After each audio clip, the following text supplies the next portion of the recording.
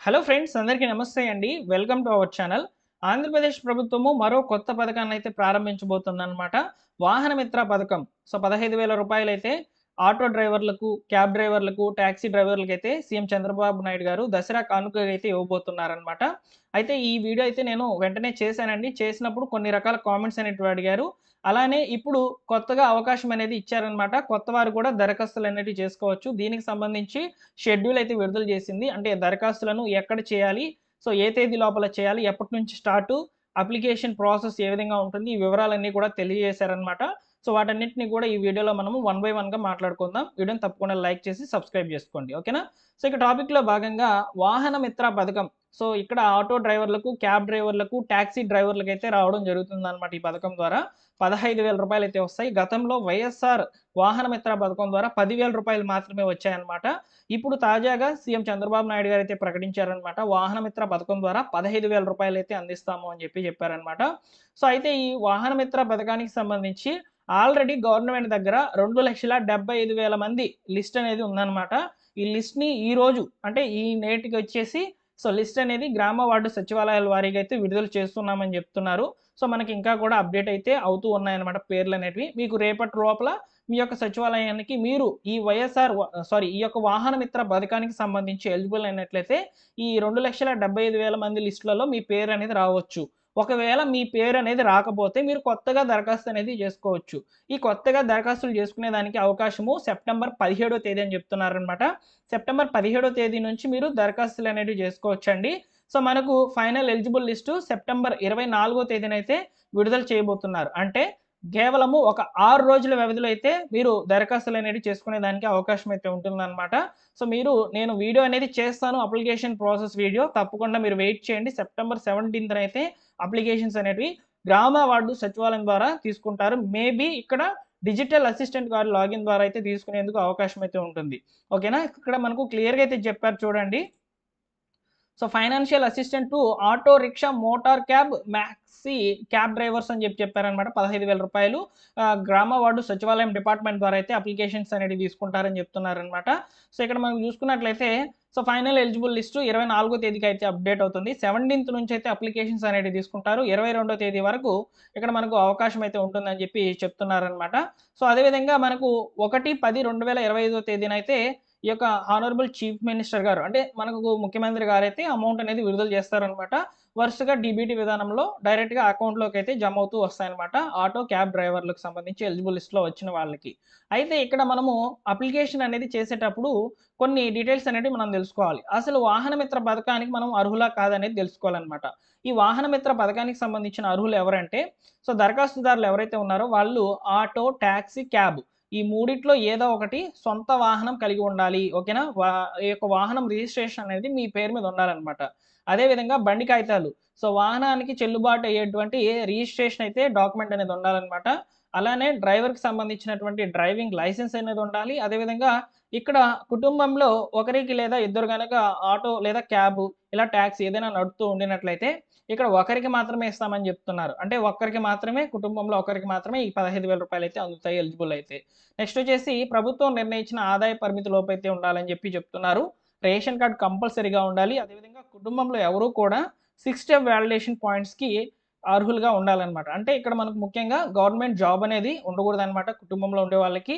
అదేవిధంగా ఇక్కడ మనకు చూసుకున్నట్లయితే విద్యుత్ వినియోగం అనేది 300 యూనిట్లు మించి ఉండకూడదని చెప్తున్నారు. అదేవిధంగా ఇక్కడ భూమి విషయంలో కూడా మాగాణి అనేది 3 ఎకరాల లోపలే ఉండాలి. మెట్ట భూమి అయితే 7 ఎకరాల లోపలైతే ఉండాలి. లేదా 2 కలుపుకొని మీకు 10 ఎకరాల లోపలైతే భూమి ఉండాలని చెప్తున్నారనమాట. అదేవిధంగా కుటుంబంలో ఎవరు కూడా ఈ యొక్క ఇన్‌కమ్ టాక్స్ పేయరు అంటే టాక్స్ అనేది కట్టేవాళ్ళు ఉండకూడదని చెప్తున్నారనమాట. సో, ఈ పాయింట్స్ ఆధారంగా మీరు ఎలిజిబులా కాదనేది నిర్ణయించుకొని దరఖాస్తులనేటివి చేసుకోండి. అయితే అప్లై చేసేటప్పుడు మనకు సెప్టెంబర్ 17వ తేదీన దరఖాస్తులనేటివి తీసుకుంటామని చెప్తున్నారు గదా! అయితే గ్రామ వార్డు సచివాలయం ద్వారా మీరు దరఖాస్తులనేది చేసుకునేదానికి అవకాశం ఉన్నప్పటికీ సో, మీరు ఖచ్చితంగా కొన్ని రకాల డాక్యుమెంట్స్ అనేటివి సబ్మిట్ చేయాలి. వాటిలో ముఖ్యమైనవి వచ్చేసి ఆధార్ కార్డ్. ఎవరైతే దరఖాస్తుదారుడు అప్లై చేస్తున్నారో వారి యొక్క ఆధార్ కార్డ్ అనేది ఉండాలి. అదేవిధంగా డ్రైవింగ్ లైసెన్స్ అనేది ఉండాలి. అదేవిధంగా ఆర్‌సీ బండికి సంబంధించినటువంటి ఆర్‌సీ వాహన రిజిస్ట్రేషన్ సర్టిఫికేట్ అంటారు దీన్ని. సో, ఇది ఉండాలి. అదేవిధంగా బ్యాంక్ అకౌంట్ డీటెయిల్స్ అనేటివి ఇవ్వాలి. పాస్‌పోర్ట్ సైజ్ ఫోటో ఇవ్వాలి. ఇన్‌కము అదేవిధంగా రేషన్ కార్డ్. సో, ఈ డాక్యుమెంట్స్ అన్నీ కూడా మీరు ఇవ్వాల్సినటువంటి పరిస్థితి అయితే ఉంటుంది. ఈ డాక్యుమెంట్స్ అనేటివి రెడీ చేసుకోండి. అదేవిధంగా అప్లికేషన్స్ అనేటివి మనం చూసుకున్నట్లయితే సెప్టెంబర్ 17న అయితే విడుదల చేస్తామని చెప్తున్నారు కాబట్టి అప్లికేషన్స్ సెప్టెంబర్ 17న మనకు అప్లికేషన్స్ అనేటివి గ్రామ వార్డు సచివాలయం ద్వారా జరుగుతాయి. అప్పటి వరకు వెయిట్ చేయాల్సిందే కొత్త వారికి అవకాశం అనేది. ఈ లోపల ఏం జరుగుతుందంటే ఈ 2,75,000 మంది డేటా అనేది గ్రామ వార్డు సచివాలయంకి అయితే వస్తూ ఉంటుందన్నమాట. మీరు మీ సచివాలయంకి వెళ్ళి మీ పేరు అందులో ఉందో లేదో చూసుకోండి. అందులో పేరు గనుక ఉండినట్లయితే మీరు అప్లై చేయాల్సిన అవసరం లేదు. ఒకవేళ పేరు లేకపోతేనే మీరు అప్లై అనేది చేయండన్నమాట. ఓకేనా?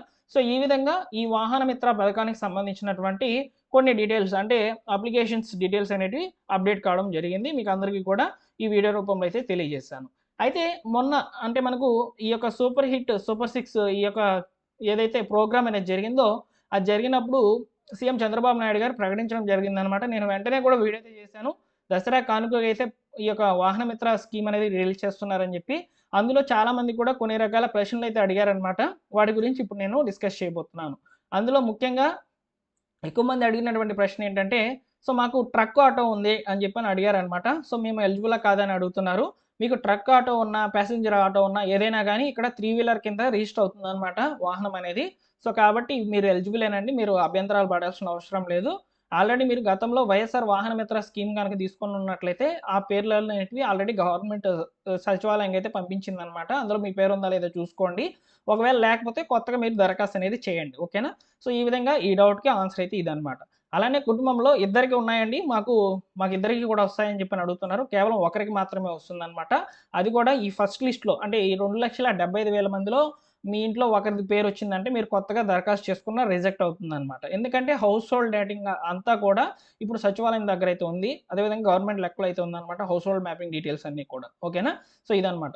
సో, నెక్స్ట్ వచ్చేసి ముఖ్యంగా మరికొంతమంది అడుగుతున్నారు. ఇక్కడ వాహనం అనేది మా పేరు మీద లేదు. లేకపోతే అడ్రెస్ అనేది రిజిస్ట్రేషన్ అనేది అదర్ స్టేట్‌లో ఉంది. సో, మాకు అవకాశం అయితే ఉంటుందా అని చెప్పి అడుగుతున్నారనమాట. మీరు అదర్ స్టేట్‌లో గనుక ఉండినట్లయితే మీ యొక్క వాహన రిజిస్ట్రేషన్ అనేది వెంటనే మన యొక్క ఆంధ్రప్రదేశ్‌కి అయితే మార్పించుకోండి బండి కాగితాలు. సో, మీకు ఖచ్చితంగా ఈ పథకానికి సంబంధించినటువంటి రూ. 15,000 అయితే రావడం జరుగుతుందనమాట. సో, ఇవండి ఫైనల్‌గా నేను గమనించినటువంటి కామెంట్స్. మీకు ఇంకా ఏమైనా కామెంట్స్ గనుక తెలియజేయాలి. మీరు ఈ విధంగా ఏమైనా డౌట్స్ గనుక ఉన్నట్లయితే ఈ వాహన మిత్ర పథకానికి సంబంధించి ఒకసారి కామెంట్ సెక్షన్‌లో అడగండి. తప్పకుండా రిప్లై అయితే ఇస్తాను. వీలైతే ఎక్కువ కామెంట్స్ గనుక వచ్చినట్లయితే వీడియో చేసే ప్రయత్నం చేస్తాను. నేను నెక్స్ట్ వీడియో ఈ వాహన మిత్ర పథకానికి సంబంధించి దరఖాస్తులను ఏ విధంగా సబ్మిట్ చేయాలి, అప్లికేషన్ ఎలా రాయాలి, ఈ వివరాలనైతే తెలియజేస్తాననమాట. సో, అప్పటి వరకు మీరే కామెంట్స్ పెట్టినా నేను తప్పకుండా రిప్లై ఇస్తాను. లేదా వీడియో అనేది ఆ వీడియోతో మీకు కంటిన్యూ అయితే ఉంటుందనమాట. ఓకేనా? ఇదండి ఫైనల్‌గా ఇన్ఫర్మేషన్ వాహన మిత్ర పథకానికి సంబంధించి. సో, మనకు త్వరలోనే ఈ యొక్క వివరాలనేటివి అప్డేట్ అయితే అవ్వబోతున్నట్లు సమాచారం అన్నమాట. ఓకేనా? Thank you for watching. మరొక ఇంపార్టెంట్ వీడియోతో మీ ముందుకైతే వస్తాను. సబ్స్క్రైబ్ చేసుకొని బెల్ సింబల్‌ని ఆల్ నోటిఫికేషన్‌తో ఆన్‌లో పెట్టుకోండి. Thank you for watching.